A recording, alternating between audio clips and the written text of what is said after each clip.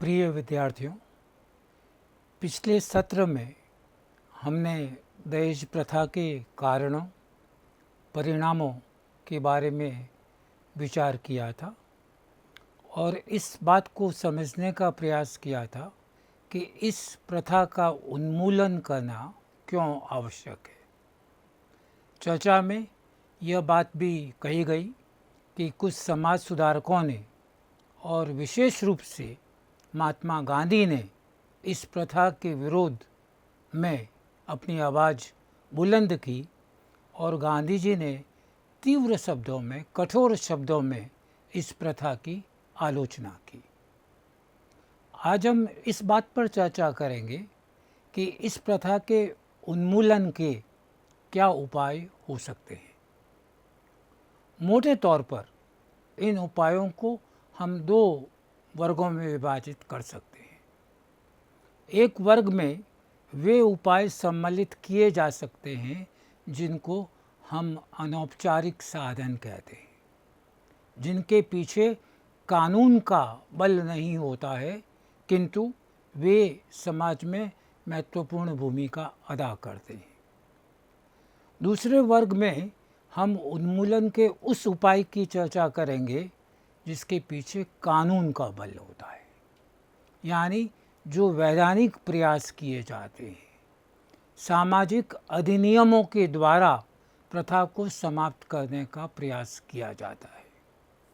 हम पहले वर्ग की बात आरंभ करते हैं और पहली बात यह कि दहेज प्रथा को समाप्त करने, कमज़ोर करने या इसको समाज से हटाने के लिए एक तरीका यह हो सकता है कि स्वस्थ जनमत तैयार किया जाए। दहेज की बुराई और भयावहता को समझाकर दहेज के विरोध में जनमत तैयार करना सर्वाधिक महत्वपूर्ण माना जा सकता है। जनमत के साधनों के द्वारा जन जन में यह सोच विकसित करने का प्रयास करना चाहिए कि दहेज किस प्रकार व्यक्ति और समाज दोनों के लिए अहितकर है।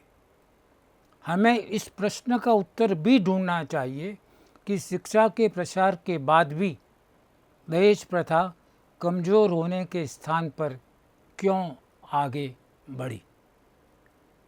किसी भी सामाजिक प्रथा को रोकने के लिए, उसको समाप्त करने के लिए सबसे महत्वपूर्ण भूमिका जनमत की हो सकती है।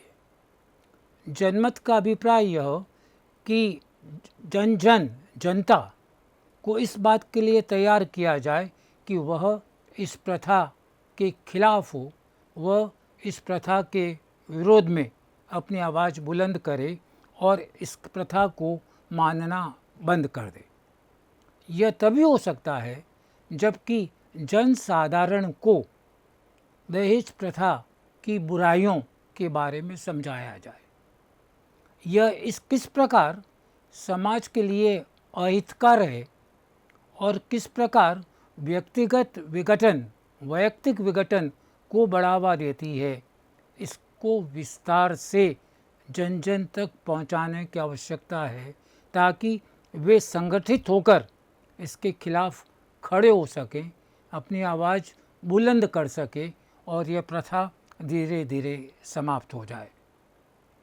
एक बात यह कही जाती थी कि जो शिक्षा का प्रसार होगा, उच्च शिक्षा प्राप्त युवक समाज में होंगे, यह प्रथा धीरे धीरे समाप्त हो जाएगी या इसमें कमी आ जाएगी।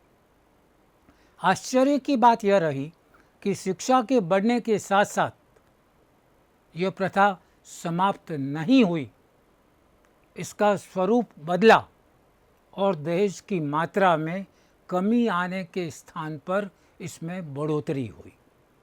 हमको इनके कारणों को ढूंढने का प्रयास करना चाहिए कि ऐसा क्यों हुआ। जो सामान्य अपेक्षा थी, वो अपेक्षा पूरी क्यों नहीं हो पाई उच्च शिक्षा के बावजूद भी। दूसरी बात जो इससे मिलती जुलती है, जनमत कैसे तैयार किया जाए, इसके लिए प्रचार एक महत्वपूर्ण साधन है। जन चेतना एक महत्वपूर्ण साधन है।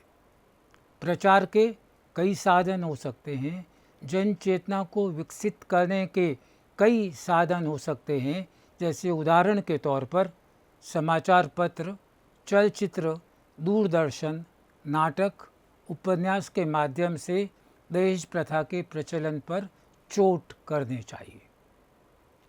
अंतरजातीय विवाह को प्रोत्साहन देना चाहिए।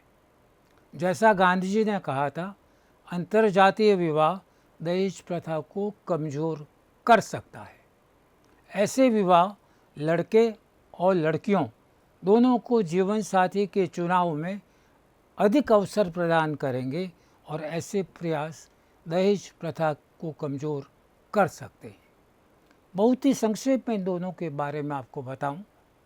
प्रचार के महत्वपूर्ण साधन समाचार पत्र, चलचित्र, दूरदर्शन और यहाँ तक कि नाटकों के माध्यम से, उपन्यासों के माध्यम से, कहानियों के माध्यम से दहेज प्रथा पर चोट की जा सकती है। ये वे माध्यम हैं जिसके द्वारा जनसाधारण को यह समझाया जा सकता है कि दहेज प्रथा किस प्रकार अहितकर है, इसका समाप्त किया जाना जरूरी है। इसके अतिरिक्त जैसी चर्चा अपन ने पिछले सत्र में की थी, फिर गांधी जी की बात आपसे करूं। गांधी जी ने कहा कि इसको समाप्त करने का, इसको तोड़ने का, इसको कमज़ोर करने का एक महत्वपूर्ण तरीका है अंतर जातीय विवाह। यानी हम अंतर विवाह की परंपरा को छोड़ें, एंडोगेमी को हम छोड़ें, इंटरकास्ट मैरिज जो कि कानून के द्वारा स्वीकार्य है, उस दिशा में हम आगे बढ़ें।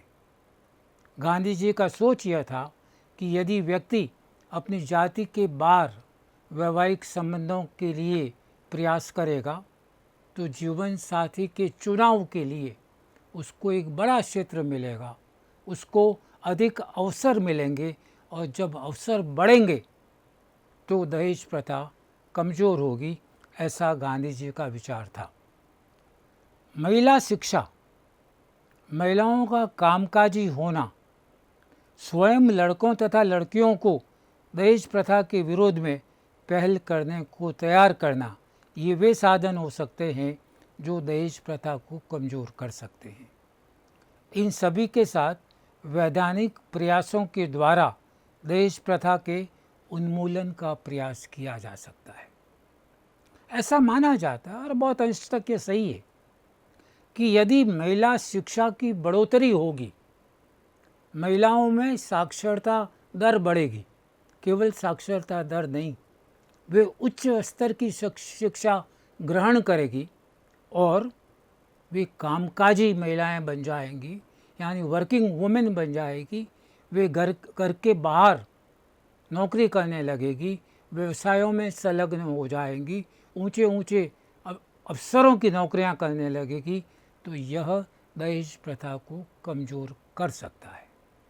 व्यवहारिक रूप से यह बात कई अर्थों में आज देखने को मिलती है कि जहाँ महिलाएं कामकाजी है, उन परिवारों में दहेज के लिए बहुत अधिक दबाव नहीं झेलना पड़ता है उन परिवारों की तुलना में जहाँ महिलाएं शिक्षित नहीं हैं या कामकाजी नहीं है। एक अन्य महत्वपूर्ण बात यह कि जनमत तभी तैयार हो सकता है, दहेज प्रथा का विरोध तभी संभव है जबकि लड़के और लड़कियां दोनों स्वयं इस बात के लिए कन्विंस्ड हों, इस बात को मन से स्वीकार करें कि दहेज लेना और देना दोनों बुरी बात है, इसको नहीं किया जाना चाहिए। हमको कुछ ऐसे उदाहरण देखने को मिले हैं जिसमें कि लड़कियों ने ऐसे वैवाहिक संबंध को अस्वीकार कर लिया जहाँ पर दहेज की मांग थी, दहेज के लिए दबाव था, किंतु ऐसे उदाहरण केवल अपवाद हैं। अपेक्षा यह की जानी चाहिए कि ज्यों-ज्यों समय के साथ साथ, आधुनिकता के साथ साथ लड़के और लड़की दोनों इसके खिलाफ खड़े होंगे और दहेज प्रथा कमज़ोर हो जाएगी।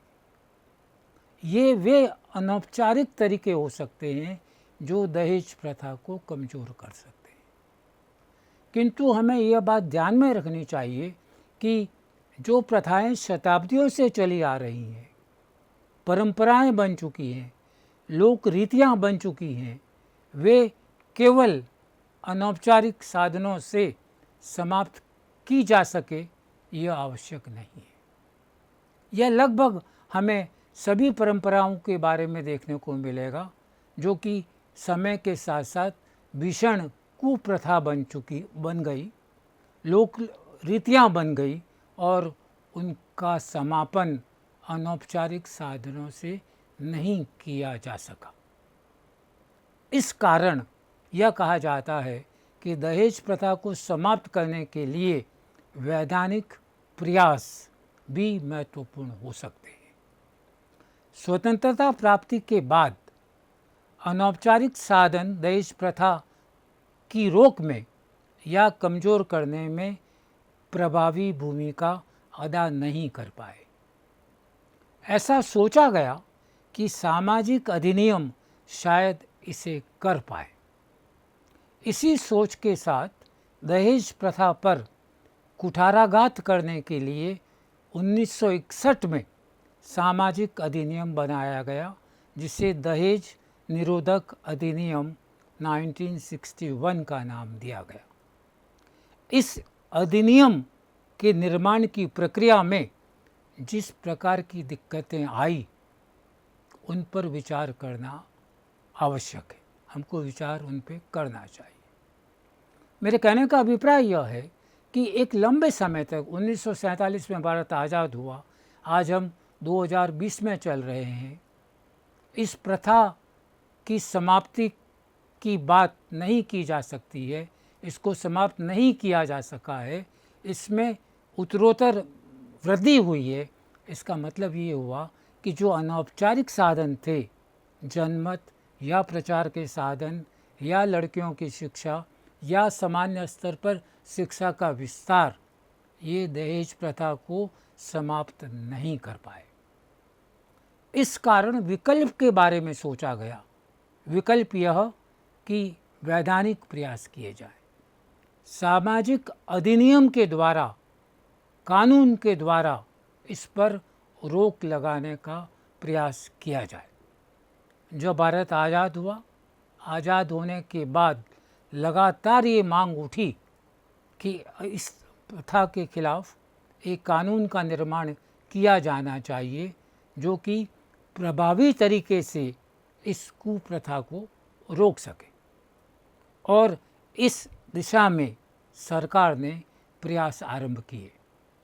मैं थोड़ा विस्तार से आपको बताऊंगा ताकि आपको ये स्पष्ट हो जाए कि जनमानस किस प्रकार दहेज प्रथा के विरोध में प्रबल रूप से खड़ा नहीं था, और इसका प्रमाण संसद की जो कार्रवाई हुई दहेज प्रथा के कानून को लेकर वह स्पष्ट रूप से प्रकट करता है।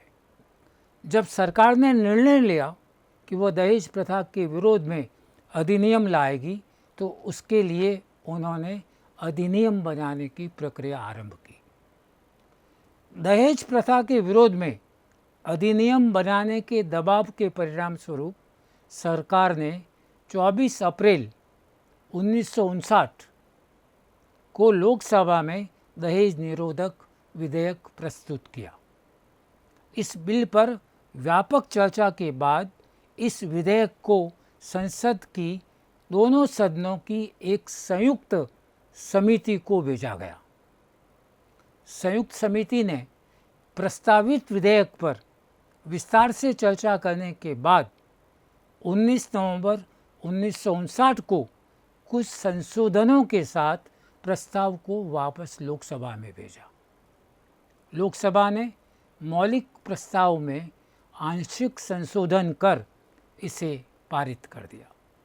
आप सभी मेरे प्रिय विद्यार्थी ये जानते होंगे कि विधेयक तभी बन सकता है, अधिनियम बनाने की प्रक्रिया यह है कि संसद उसे पास करे और अधिनियम का रूप दे।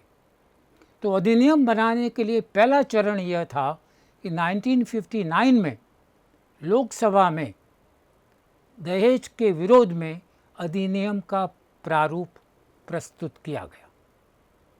बहुत व्यापक चर्चा हुई, विस्तार से चर्चा हुई और चर्चा करने के बाद लोकसभा ने दोनों सदन का मतलब ये कि लोकसभा और राज्यसभा इन दोनों की एक संयुक्त समिति बनाई और संयुक्त समिति को यह प्रस्तावित अधिनियम भेजा कि वे इस पर विचार करें और इस पर अपनी राय दें, इस पर अपना मत प्रकट करें।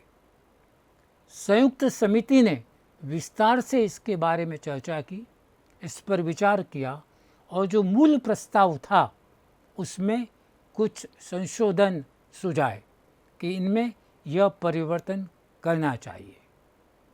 इन परिवर्तनों के साथ संयुक्त समिति ने वह अधिनियम लोकसभा के पास भेजा ताकि वे उसे पास कर सके, अप्रूव कर सके और आगे की प्रक्रिया जारी की जा सके। इसके पश्चात विधेयक के प्रस्ताव को राज्यसभा में पारित करने के लिए भेजा गया। राज्यसभा ने प्रस्ताव में किए गए संशोधनों को अस्वीकार कर दिया। परिणामतः यह प्रस्ताव अधिनियम का रूप नहीं ले सका।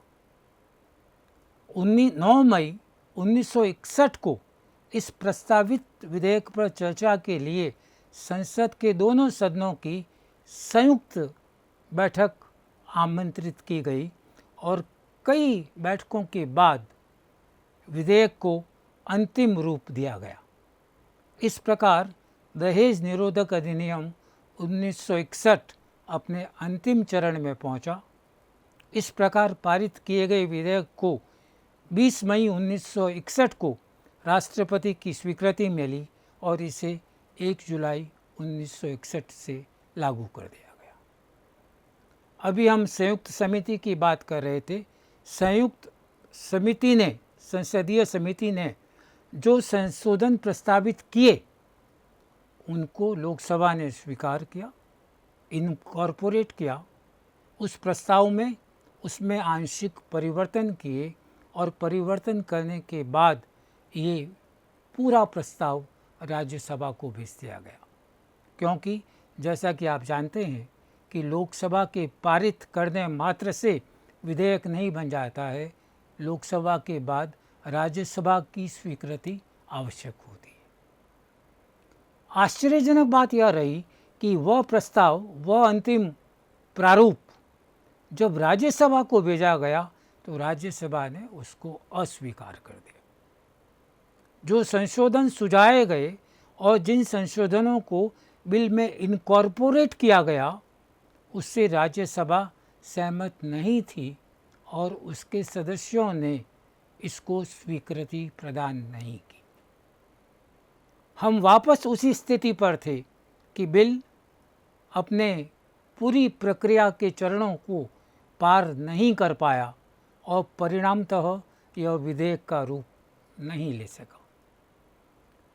इसके पश्चात सरकार ने दोनों सदनों यानी लोकसभा और राज्यसभा की संयुक्त बैठक बुलाई। क्योंकि दोनों के विचार अलग अलग थे, दोनों में सहमति नहीं थी, तो एकमात्र तरीका यह था कि दोनों की जॉइंट मीटिंग की जाए, दोनों का संयुक्त अधिवेशन किया जाए और उस संयुक्त अधिवेशन में उस बिल को प्रस्तुत किया गया जिसको स्वीकार किया गया और अंतिम रूप से दहेज निरोधक अधिनियम 1961 दोनों के द्वारा पारित किया हुआ मान लिया गया। 1961 में आप जानते हैं विधेयक जब दोनों सदन से पास हो जाता है, राष्ट्रपति के पास जाता है, उनकी स्वीकृति आवश्यक होती है, तो यह बिल भी राष्ट्रपति के पास गया स्वीकृति के लिए। उन्होंने 20 मई 1961 को स्वीकृति प्रदान की और सरकार ने 1 जुलाई 1961 से दहेज निरोधक अधिनियम 1961 लागू कर दिया गया। अब दहेज प्रथा को समाप्त करने के लिए इस पर रोक लगाने के लिए आपके पास एक वैधानिक यंत्र था, एक ऐसा साधन था जो कि सरकार के द्वारा, जिसको सरकार का बल था, जिसके पीछे कानून था, जिसके पीछे दंडित होने का प्रावधान था। और यह बिल कितना सक्सेसफुल रहा, कितना सुखद परिणाम दे पाया, इसकी चर्चा हम बाद में करेंगे। किंतु पहले आपको यह बता दूं कि इस प्रस्तावित अधिनियम में मुख्य बातें क्या थी। मैं बहुत ही संक्षिप्त में आपसे चर्चा करूंगा, पर दहेज के अर्थ को समझने के लिए यह बात आपके लिए समझना आवश्यक है। इस अधिनियम में दहेज के अर्थ को प्रस्तुत करते हुए लिखा गया है कि दहेज एक ऐसी संपत्ति या मूल्यवान निधि है, वही बात, गिफ्ट है या प्रेजेंटेशंस हैं या नगद राशि है, जो विवाह से संबंधित दोनों पक्षों में से किसी एक ने दूसरे पक्ष को अथवा विवाह में भाग लेने वाले दोनों पक्षों में से किसी एक के माता पिता या दूसरे पक्ष के माता पिता या किसी संबंधित व्यक्ति को विवाह के अवसर पर, विवाह के पहले, विवाह के बाद में विवाह की शर्त के रूप में देना और लेना मंजूर किया गया। अभी तक हमने दहेज के अर्थ की जो बातचीत की, उसमें हम हमेशा यह बात करते रहे कि ऐसी संपत्ति, ऐसी मूल्यवान निधि, चाहे वह नगद राशि हो, चाहे वो काइंड में हो, दहेज माना जाएगा, जो कि विवाह के अवसर पर लड़की वाले देते हैं। इस कानून में इस बात को तो स्वीकार किया गया कि ऐसी संपत्ति, ऐसी निधि जो दोनों में से कोई एक पक्ष दूसरे पक्ष को देता है। ये भी बात जोड़ दी गई कि यह एक शर्त के रूप में तय किया गया। सबसे महत्वपूर्ण बात यह है कि यह अधिनियम यह कहता है कि दहेज वह मूल्यवान राशि, नगद या कोई वस्तु के रूप में होगा जो कि विवाह के पहले, विवाह के अवसर पर या विवाह के बाद विवाह की एक शर्त के रूप में देना या लेना मंजूर किया गया, as a condition of marriage. अब यह एक इतना मुश्किल प्रोविज़न था, इतना कठिन या अव्यावहारिक प्रावधान था, जिसने दहेज की परिभाषा को मौलिक रूप से बदल दिया। अब यदि कोई लड़की के माता पिता बिना शर्त के लड़के के परिवार को या लड़के को कुछ भी राशि दें, कुछ भी भेंट करें, कुछ भी दें, किंतु वह विवाह के शर्त के रूप में नहीं है, तो उसको दहेज नहीं माना जा सकता है। वैधानिक अर्थ में वह दहेज नहीं है। इस अधिनियम के द्वारा प्रस्तुत दहेज की परिभाषा और अन्य धाराओं से यह अर्थ निकलता है कि दहेज एक ऐसी मूल्यवान निधि है जो विवाह के समय, विवाह के पूर्व, पश्चात विवाह की शर्त के अनुसार दी जाती है। विवाह के समय स्वेच्छा से दिए गए उपहार या धनराशि को दहेज नहीं माना जाएगा। दहेज लेने और दोनों देने वाले दोनों ही दंडनीय होंगे। पहले बिंदु के बारे में हमने विस्तार से चर्चा की है। दूसरा बिंदु पहले बिंदु से ही निकल रहा है कि विवाह के समय स्वेच्छा से जो उपहार दिए जाते हैं, धनराशि दी जाती है, वह दहेज में सम्मिलित नहीं होगा इस सामाजिक अधिनियम के संदर्भ में। और तीसरी बात ये कि इस अधिनियम में इस बात की व्यवस्था की गई कि न दहेज लेने वाला बल्कि देने वाला भी कानून के द्वारा दंडनीय होगा।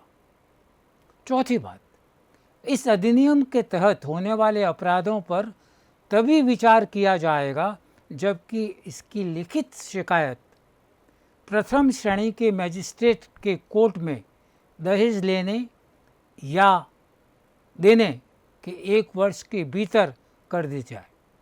इसका अभिप्राय यह हुआ कि ऐसा अपराध असंज्ञेय नॉन कॉग्निजेबल अपराध होगा। इस अधिनियम के तहत दहेज लेने और देने वालों को या इसमें मदद करने वालों को 6 माह का कारावास और 5,000 तक का जुर्माना लगाया जा सकता है। चौथे बिंदु में यह बात कही गई है कि दहेज लेना और देना एक असंज्ञेय अपराध होगा, नॉन कॉग्निजेबल क्राइम होगा, अनकॉग्निजेबल क्राइम होगा। मतलब क्या? मतलब यह कि दहेज लेने या देने वाले पर कानूनी कार्रवाई तभी की जा सकती है जबकि प्रथम श्रेणी के मजिस्ट्रेट के सामने इस बात की शिकायत की जाए कि दहेज लिया और दिया गया है, और यह शिकायत भी विवाह के वर्ष के केवल 1 वर्ष के भीतर की जानी चाहिए। उसके बाद इस तरह की शिकायतों पर विचार नहीं किया जाएगा। इसका मतलब ये कि पुलिस या सरकार अगर अपनी आँखों के सामने यह देखे कि दहेज लिया और दिया जा रहा है तो उन पर कोई कार्रवाई तब तक नहीं की जा सकती है जबकि उसके बारे में शिकायत ना की जाए। शिकायत करना लड़के के पक्ष के द्वारा या लड़की के पक्ष के द्वारा कितना कठिन है व्यवहारिक रूप में, इस बात को हमें समझना चाहिए। इसमें जो सज़ा का प्रावधान किया वह भी बहुत अधिक नहीं है, केवल 6 माह की कारावास और 5,000 रुपये का जुर्माना इसके अंतर्गत लगाया गया। यह अधिनियम 1961 से लागू हुआ और 1961 के बाद आज तक जितने भी विवाह हुए उनमें अगर इस वैधानिक अर्थ को लिया जाए तब तो दहेज की बात ही नहीं उठती है, और अदरवाइज़ आप बात करें तो विवाहों के अवसर पर दहेज खूब अधिक मात्रा में, पर्याप्त मात्रा में दिया और जाता रहा। इस अधिनियम के लागू होने के बाद ये लगातार महसूस किया गया कि यह अधिनियम वांछित परिणाम नहीं दे पाया है। न तो दहेज प्रथा का प्रचलन कम हुआ, न ही दहेज को लेकर दहेज प्रताड़ना, महिला हिंसा आदि अपराध कम हुए। स्थिति की गंभीरता को देखते हुए दहेज संबंधी अधिनियम को अधिक प्रभावी बनाने के लिए 19 दिसंबर 1980 को लोकसभा और 24 दिसंबर 1980 को राज्यसभा में एक प्रस्ताव पारित कर दोनों सदस्यों की एक संयुक्त समिति बनाई गई, जिसके बारे में चर्चा अभी हम करेंगे।